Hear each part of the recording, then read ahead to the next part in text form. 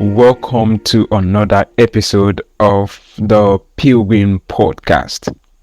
In the last episode, I pointed out that to truly understand the grand purpose why all things exist, including ourselves, we need to start with God. God, who created all things for His glory, exists for His glory. That is what the scripture teaches and what biblical theology teaches, and such is the foundation of the Christian faith. I think our Christian life will take the character of our vision of God. That is, how we see God will influence how we relate to Him and with Him.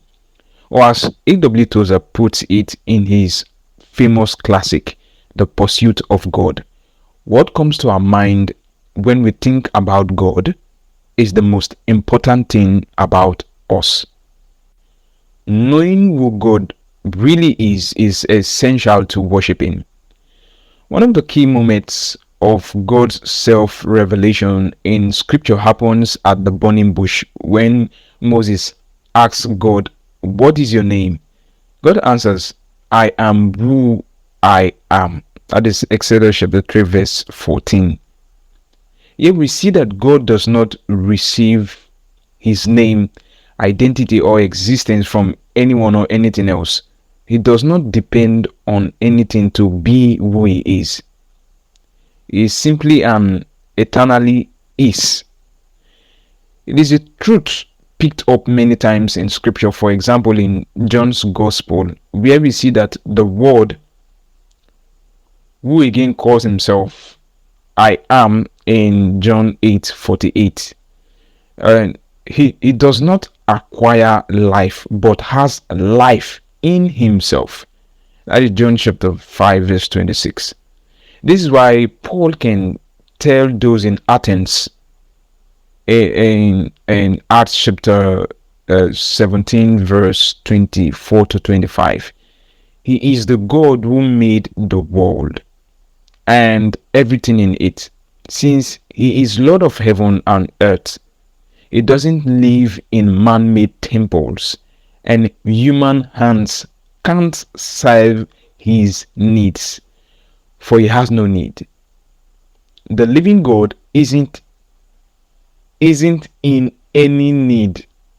God who created the world does not need anything. It does not need our worship for Him to be God. It does not need anything to be better or to be more God or to be more fully Himself. He depends on nothing. He has fullness of being. He is life. He has life.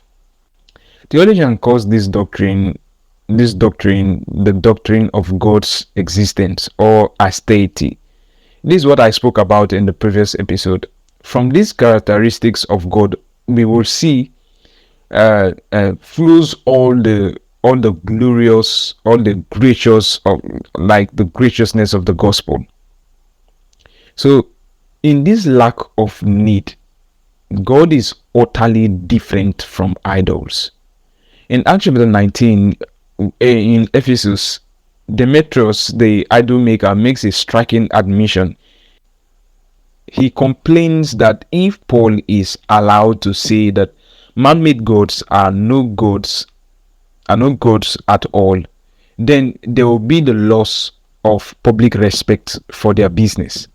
In his own words, he said, "I am also concerned that the temple of the great goddess Artemis will lose its influence, and that Artemis, this significant goddess worship throughout the province of Asia and all around the world, robbed of her great privilege." That's Acts chapter 19 verse 27.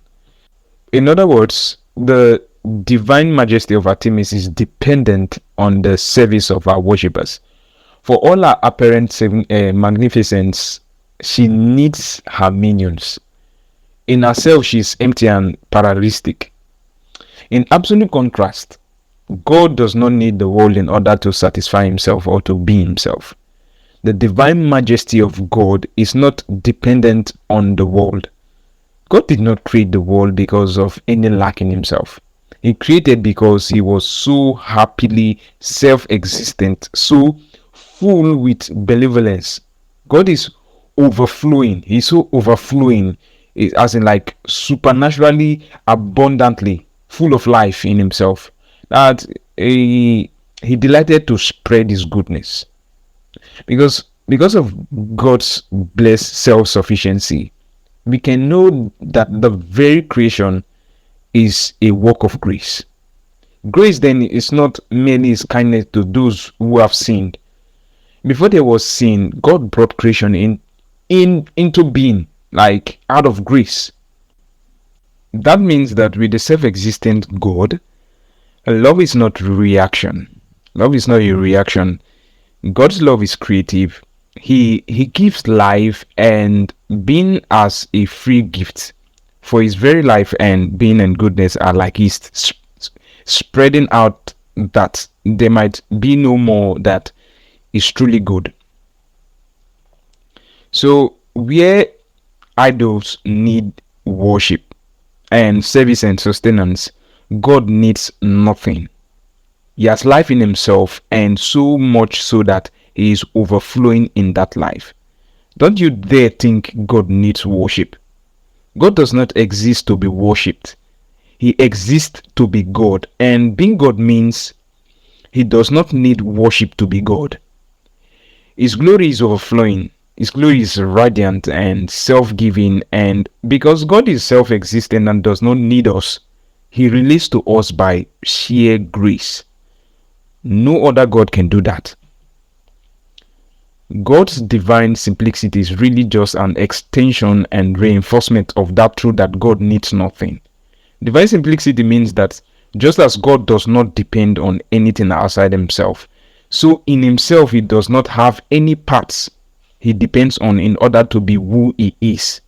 In other words, God does not derive his being from any quality or idea or thing that might pre-exist him.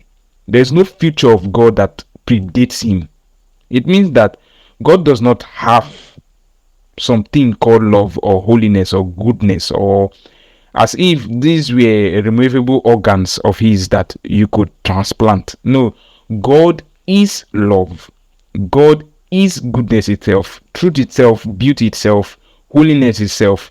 Goodness, for example, is not some external standard he tries to emulate. God is goodness. God has no part on which he depends. So while we talk about the different attributes of God, it is not as if holiness and righteousness and justice are different ingredients that have been mashed together to produce God. He is simple, not a compound. But sadly, Christians do not often speak of the divine attributes that way, as if they were divine flavors that sometimes sit uncomfortably along each other. For example, how often we hear Christians say, yes, God is loving, but he is also wrathful, or is also a God of anger. We may know that what that meant, but phrase like that, it can sound as if love and anger are different moods, so that when he is feeling one, he is not feeling the other. But these are not separable parts of God, as if sometimes he has love and sometimes he has wrath. No, God is angry at evil because he loves. It is proof of the sincerity of his love that he truly cares. His love is not gentle and lifeless. It is livid, potent, and committed. And herein lies our hope. Through his wrath, the living God shows that he is truly loving, and through his wrath, he will destroy all evil, and we might enjoy him in a purified world, the home of the righteous. God is simple. He has no such parts. Yet what about the Father, Son, and Spirit? Are they not three parts of God? Crucially no, for God has not chosen to have or designate three parts called Father, Son, and Spirit. God is Father, Son, and Spirit. The difference may sound petty, but it is in fact most profound. Let me illustrate with a little thought experiment. Imagine that the Father, Son, and Spirit are just three parts, three qualities God has chosen to adopt. If that is the case, then deep down, God the Father is not fatherly in his essential being. At some point, he simply decided to start becoming fatherly, in which case the Father has not loved the Son for all eternity. God is not eternally love. The very character of God must be different from what we see in Scripture. Yet in the New Testament, the Son can say, Father, you loved me before the foundation of the world. The eternal Son, the one through whom all things were created, who is before all things, who is Lord and God, was loved by the Father for all eternity. The Father then is eternally the Father of the eternal Son, and he finds his very identity, his fatherhood, in loving his Son. It is not then that God the Father has some deeper secret identity and only choose at some point to be Father, as if he has a nice blob of fatherly icing on top. No, he is Father all the way down, and for that to be true, for him to be eternally father, to be an eternally Father, he must eternally have a Son. That is who he is. That is his most fundamental identity. So love is not something the Father has, merely one of his many moods. Rather, God is love. He could not love. Let me say that again. God can not love. It's his nature. It is who he is. If he did not love, he could not be Father. Does our conversation make any sense today? So, the self-existent, simple God is the only God who is not lacking. That's the good news of the gospel. The gospel is the good news that the God whom we worship does not need us to be God. He is the only God who is inherently loving, abundant, and inclined to be gracious. We may be lacking and needy, but he needs nothing. Not even our worship we feel God needs. We are the one who were created to worship God, because it is through this worship that God meets our needs of him. God is the same yesterday, he is the same today, and he will be the same forever. If it means we can turn to him with confidence always and with wonder at his eternal fullness and magnificence. He is day after day a marvelous, strong tower for us. Only with this God can we know constancy of comfort and constancy of wonder-filled adoration. So the take for today's episode of the Pilgrim Podcast is this: we will begin to worship God truly when we realize that God does not need our worship. Thank you for listening, and I believe that this episode has enlarged your vision of God. Hope you will join me next time. If this is your first time listening to the Pilgrim Podcast, I encourage you to check our growing archive for more episodes like this one. And you can also subscribe or follow this podcast depending on the platform you're listening from. For those of you who listen on Spotify and Apple Podcast, do well to rate and review this podcast. it will help us gain visibility and more people will get to know this podcast. Feel free to share this podcast with a friend, a family member, or anybody you think will benefit from listening to it. And before I forget, you can also check godcenterchristianity.substack.com for more resources from us, so that you can enrich your walk with God and deepen your understanding of the scriptures.